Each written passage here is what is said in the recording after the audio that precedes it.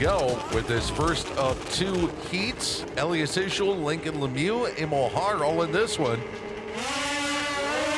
Off the line, stud boy hole shot is going to go to the Arctic Cat of Jacob Burek on the inside. He's got Aki Pelayo alongside, and now Elias Ischel will crank the inside of the Polaris turn to jump up into second place. Oh, Jacob Burek able to gain a little bit of ground coming through that rhythm section as he makes his way through the Ski-Doo corner.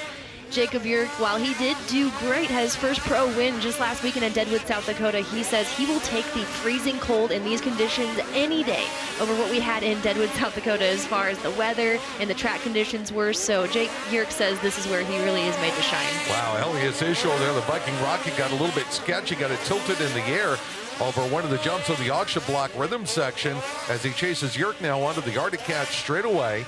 And Burek's Arctic Cat gaps out a couple of sled lengths over that Boss Racing Ski-Doo for Ischel, who cranks again on the inside as they head into this rhythm section. And you can see Elias trying to find a different line there, seeing where he could possibly try to make a move on Jacob Burek. He's going to flare out to the outside as they hit the U.S. Air Force flyaway.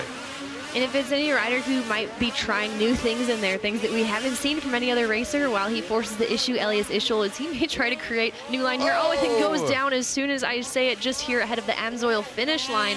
Elias Ischel rider is okay as he makes his way back to refire the sled. It's the same thing that happened to him the previous lap, but he was able to save it this time, just couldn't hang on to it, and that makes now a big lead for Jacob Burek at the front of the field. That's going to put Lincoln Lemieux up into second, followed by Emil Haar and Cody Cam. And Ischel has already gotten by Cody, so he has already picked up at least one spot, trying to work his way back up through the field. Watch Elias right here. Gets out of control and just tips off. Doesn't take much. Paces it ever so slightly, unable to correct the sled. She's going absolutely crazy there. Now we have a battle shaping up for second between Emil Haar and Lincoln Lemieux. Lemieux will charge back to the inside of Emil Haar. Ski-Doo Polaris battle here, and Lemieux jumps into the FXR turn ahead. Emil tries to square it off and come back on the other side, but Lemieux scoots away by a sled length or two, and Emil triples his way across that Arctic Cat straightaway, throws the sled to the inside of the Polaris corner. We're bar to bar for the second spot. And he's able to make it stick here as they make their way through the Ski-Doo corner.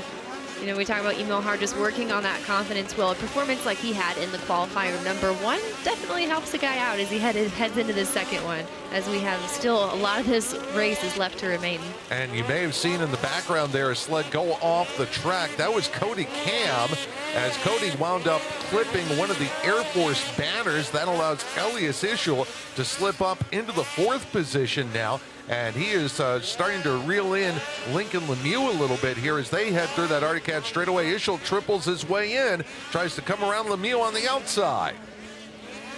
Elias Ischel, this is a continued story for him, the way he is able to make up ground and make passes as he hunts down Lincoln Lemieux. He is less than a second off the pace, 0.85 seconds behind Lincoln Lemieux as it stands. And Ischel, another triple, powers his way to the inside, and he will grab away the third position. I think the story that we've seen out of Elias Ischel this year would be called fighting from underneath, because he hasn't been able to get a lead in the race and go wire to wire. As you mentioned earlier, he's had to come through the field just about every single time he has won this season. He really has. And, you know, he's a guy who is, of course, dangerous in clean air, but that doesn't always make for the most exciting race. No, Elias, he's been Mr. Excitement this year as he's had to fight through the pack. So again, up at the front of the field, out by about 6 seconds is Jacob Burek, followed by Haar. Ischel now third, followed by Lemieux, Cam Renheim, and Aki Pelayo. 2 laps left to go.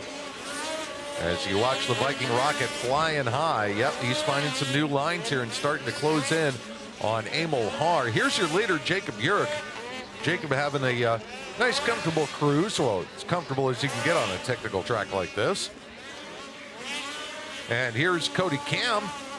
Barrels his way to the inside of Lincoln Lemieux out of the Polaris turn. So Lincoln going the wrong direction in this qualifiers. Cam jumps up into the 4th spot on the Henches Racing Monster Energy Pertec sponsored Polaris. And Cody Cam continues to move forward after, like you had said, Paul, just a few laps ago, got collected in some signage or a banner on track. Cody Cam charging forward.